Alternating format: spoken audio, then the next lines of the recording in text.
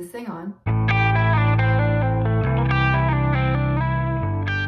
Hi, I'm Alexa and welcome to my YouTube channel. I coach teachers and paraprofessionals on how to stress less, beat burnout, increase their well-being. Make sure you give this video a thumbs up. Don't forget to subscribe to this channel. Also follow me on Live Fit with Alexa. I have a lot of content out there as well. Self-care has gotten a really bad vibe in the education world. As teachers and paraprofessionals, we are told that we should be taking bubble baths, but you know what? Let's finish this task before the end of the week. And meanwhile, it's like Wednesday when they tell us this.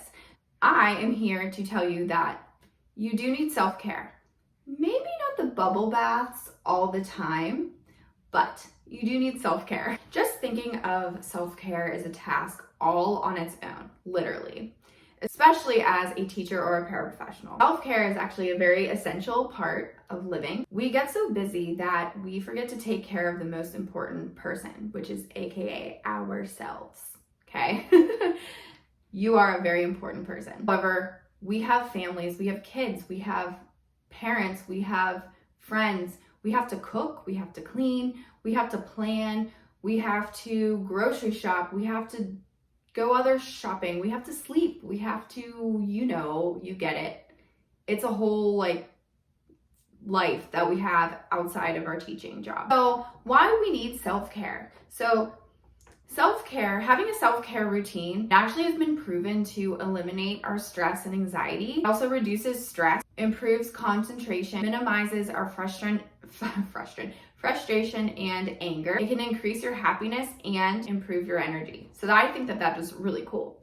So that's why you need self-care. So if you're one of those teachers or paraprofessionals who roll your eyes, I get it and why you're rolling your eyes, but make sure that you listen to the ideas that I have, because I think that when you use the practical ways of self-care, it will make sense to you and you will actually start to be really enjoying it as well. One thing that I want to note about self-care is not selfish. I think that there's a difference between doing the bubble baths when you are supposed to be doing something with your kids. That could be selfish, right? Or eating healthy, but giving your kid like hot dogs and corn dogs to eat for dinner, but you're eating better than them. No, that would be like a really bad form of self-care. But the self-care that I'm talking about is when you think about it. Okay, a little bit of a story time, kind of, sort of. So when you actually think about it, you need to take care of yourself before you can take care of others. So for example, if you have to take care of your, let's say, mother-in-law, and you're a teacher and you are super stressed, you don't eat very well, so you're kind of maybe overweight, or just not feeling your best because you're not taking care of the way you're supposed to, right? You're going to be feeling irritable and angry and miserable, and you're like, I don't have time to care for myself. Why the heck am I going to care for you, right? You might not be saying that out loud, but you're thinking it probably. And when you actually take a step back and you think to yourself, well, what can I do so that I can help my mother-in-law better? Well, it's simple. We need to be thinking about physical and emotional and our emotional health. So some things that you could do would be like sleeping 7 to 9 hours a night.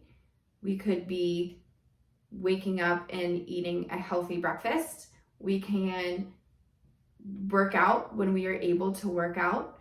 We can take the time to meditate. And those tasks, it can be hard for some people. It can be really easy for others.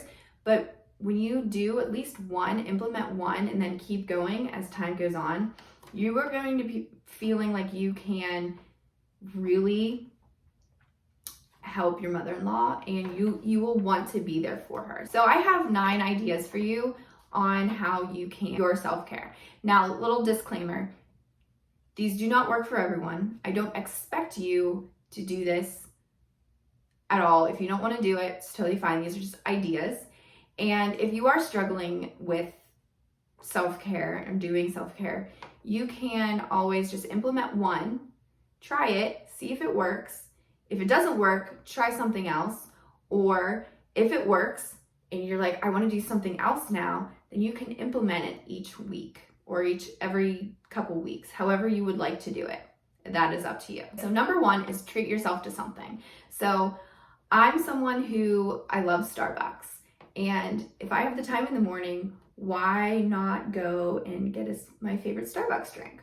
Or I'm also a Target lover, and sometimes I just like to go to Target and browse and even get myself some new clothes or new workout clothes. Whatever it is, treat yourself. It's gonna make you happy. So you're allowed to make yourself happy. Number two, start your morning with something refreshing. So you can journal. I don't have my journal with me, but one thing I do is I do 3 things of gratitude. So I think about what made me happy the day before to like really start fresh and feeling grateful for today. So the other thing I do is I like to have my devotional. This one is by Billy Graham, Hope for Each Day. It's literally like 3 to 5 minutes long, and I love it. It gets me motivated for the day and ready to start my day. Number 3 is connecting with uplifting coworkers. So we all know that we have coworkers who are probably toxic or not friendly enough, and that's okay. You are going to have those. But think about the ones who actually lift you up. Think about the ones who say hi to you every day and want to make sure they know how you are every day. And that's really important when you think about it. Stay with those people, right? Those people are going to be the ones to motivate you. They're going to be the ones around to make you happy. And when we're working, we want to feel happy. We want to be happy. So definitely go with your uplifting friends and coworkers. Now, this doesn't mean that you're mean to your other coworkers. Definitely don't be mean. Say hi, but they might not be someone who's very happy all the time. And if they bring you down, just be kind and move on with your life. All right, take a break when you need it. So breaks are super important. And as teachers, it seems lately, and paraprofessionals, it seems like we don't get that break and we need it. But when you have the break, take the dang break. On your planning period or just time off with no kids, go and walk down and see a coworker, or go and get some coffee in the lounge. Go and get a cookie, whatever it is. Take some time. You can go and text your friends. You can go onto YouTube and watch me. I don't know. Just something maybe 10 minutes long that you can do. Maybe walk around the track if it's nice outside where you live. Like, I don't know, something that makes you happy. It's very important. So take your break. You deserve it. Go for a walk or spend some time outside. So I love doing this. Definitely take a walk. Taking walks really eases your mind, and it can be used in the form of a workout. It can just be used to eliminate your stress. And that's so important, right? You can do it with a friend, do it by yourself, however you like to do it. I like to walk sometimes with a podcast, and I also walk with my best friend. And other times I just like to spend some time outside, like with nothing on. Just hearing the birds chirp is just really comforting to me. There's just something about fresh air and being outside. So if you have the time to do it and the weather to do it, definitely considering on sitting outside or taking that walk. Physical activity that you enjoy. In other words, workout. But I want you to know that if you hate something, you don't have to do it for your workout. Excuse me, my nose is so itchy. Okay, so basically, if you're gonna do something you hate, you're gonna start hating to work out and you're not gonna enjoy it. Like, that's not useful of your time. So don't do that. What I'm saying is, do you like to do Zumba? Do you like to cycle? Do you like to walk? Do you like to swim? Do you like to weight train? Do you like HIIT workouts? There's so many different things. I could spend 20,000 years on any kind of workout that I like that you would like. There's so many, excuse me, there's so many options, but find what you enjoy in working out and use those to do your workouts, because they will make you happy and you will be excited and look forward to your workout. And last time on social media, this one's extremely important. I'm very guilty of this. I'm starting to implement it in. One thing that I know, especially with Instagram, there's beautiful girls on there, and there's people who seem like they are so way more successful than I am, and there's going to be someone out there who is more beautiful than me. Yes, there is always going to be someone who has more than me. Yes, but you know what? I'm really valuable. I'm a very valuable, loving human being who deserves the best, and so do they. So when you're scrolling Instagram, you might not be thinking that this in your head. You might be comparing yourself to others, and that's not what we need. Not what we need in our lives. Maybe you're thinking like, oh my gosh, this girl has the perfect Pinterest themed classroom. I didn't do that. Well, you know what? Your classroom might be a lot warmer and welcoming than hers. So take that into mind and take some time off of social media and just be present with your family and friends. Bring healthy snacks and meals. Bringing a healthy snack is super important. I know that I'm a chip girl, so for me, if chips were healthy, I would be eating them all the time. But so I think it's easy to swap that out. I actually swap them. I love veggie chips, so I do that instead of my Pringles or my Lay's potato chips. I also like string cheese. I take that, or yogurt. But when you swap out your unhealthy snacks with healthy snacks, what you're actually doing is improving your mood. You're keeping yourself more alert and awake throughout the day, and you'll have more energy for the kids. Your kids are going to like really drain you, as you already know, your teachers, your paraprofessionals. So you might as well snack on something healthy and also eating healthy as well. It's really, really important. And in the long run, you'll feel better and you'll actually look better when you're eating whole foods. And the last one I have for you is setting boundaries. I've talked about this on my YouTube before, but setting boundaries is really important.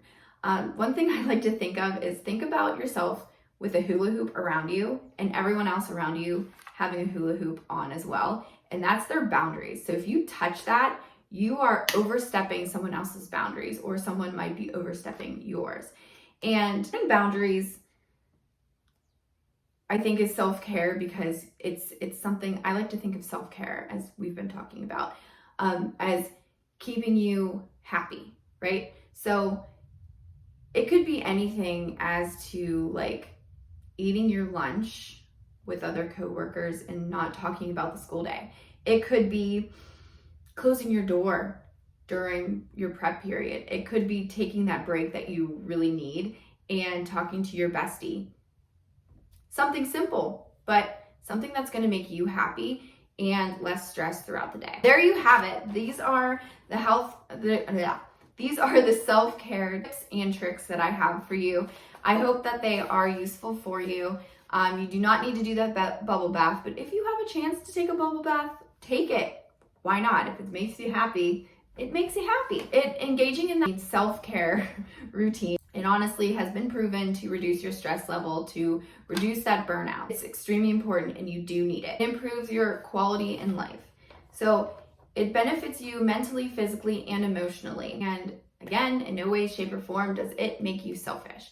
So I just want to say thank you for listening to this video. I hope that this really clears up some self-care issues that you might have been having. And again, give this video a thumbs up and definitely subscribe, because I have more content for you.